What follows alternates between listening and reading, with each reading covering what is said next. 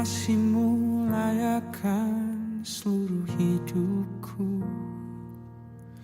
Mampukan ku melakukan yang Kau inginkan. Tak bisa ku terlepas, Kau menggenggam tanganku. Ingin lebih mengenal pribadi-Mu.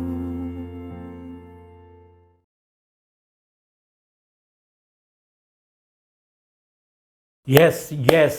Kembali Voice of Hope, suara pengharapan, menyapa saudara dan sahabat dengan judul Haleluya. Di awal kegerakan Pentakosta, ada beberapa hamba Tuhan disebut sebagai pendeta haleluya. Mengapa? Karena bukan hanya saat ibadah, tapi dalam keseharian mereka sering sekali mengucapkan kata penting tersebut, haleluya. Pujilah nama Tuhan. Ketika bicara tentang bridging the gap, menjembatani kesenjangan, salah satu kesenjangan yang sering terjadi dalam hubungan umat dengan Tuhan adalah karena terlalu banyak umat Tuhan yang bersungut-sungut, berkeluh kesah. Kalau mau lebih dekat, semakin dekat dengan Tuhan, baiklah kita lebih banyak dan semakin banyak memuji Tuhan dan memuji Tuhan. Mazmur 113 adalah mazmur yang sangat-sangat penting, diawali dengan kata haleluya dan diakhiri dengan kata haleluya. Camkan ini baik-baik, memuji Tuhan bukanlah sekedar kegiatan agamawi, melainkan ibadah kita kepada Tuhan. Bukan hanya di tempat ibadah, waktu ibadah, tapi segenap hidup kita, hari-hari kehidupan kita, di setiap musim kehidupan. Pujilah Tuhan yang maha besar. Ayat yang keempat dan 5, Tuhan tinggi mengatasi segala bangsa, kemuliaannya mengatasi langit. Siapakah seperti Tuhan Allah kita yang diam di tempat yang tinggi? Ketika segala bangsa berlalu, bumi ini lenyap, pujian kepada Tuhan akan terus bergema sampai selama-lamanya.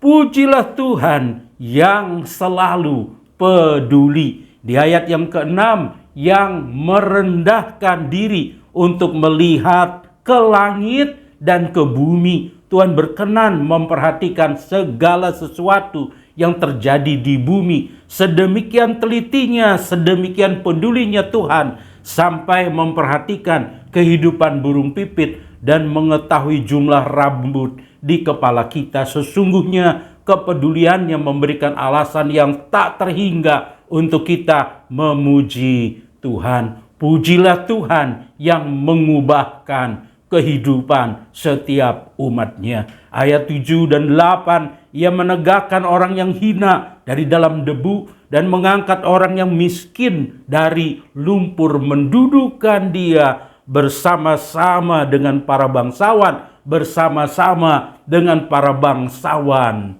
bangsanya. Tuhan mengubahkan orang biasa menjadi luar biasa, seperti Gideon dari tempat pengirikan gandum, seperti para rasul dari penjala ikan menjadi penjala manusia. Pujilah Tuhan yang menaklukkan masalah. Ayat yang ke-9, Ia mendudukkan perempuan yang mandul di rumah sebagai ibu anak-anak penuh sukacita. Haleluya. Wanita mandul adalah gambaran dari kehidupan yang tertekan dan putus asa. Tuhan justru berulang kali memilih wanita mandul, membuka kandungannya, memberkati mereka dengan anak-anak antara lain Sarah, Rachel, Hannah, Elizabeth, dan lain-lain. Saudara dan sahabatku, Tuhan mau dan mampu menaklukkan masalah kita untuk menyatakan kebesaran dan kemuliaannya. Pujilah Tuhan, serukan bersama-sama, haleluya. Amin. Terima kasih sudah menonton podcast Voice of Hope dengan tema Juni Bridging the Gap. Jika saudara dan sahabat merasa terberkati, silakan like dan share video ini. Kalau Anda membutuhkan bantuan doa, boleh hubungi kami melalui kanal media sosial kami di @rajawali.fm. Jika Anda membutuhkan komunitas yang sehat untuk bertumbuh dalam kasih, bergabunglah dalam Raja Wali Family Ministries. Tuhan memberkati. Ku terhubung denganmu, selalu melekat di hatimu. Firman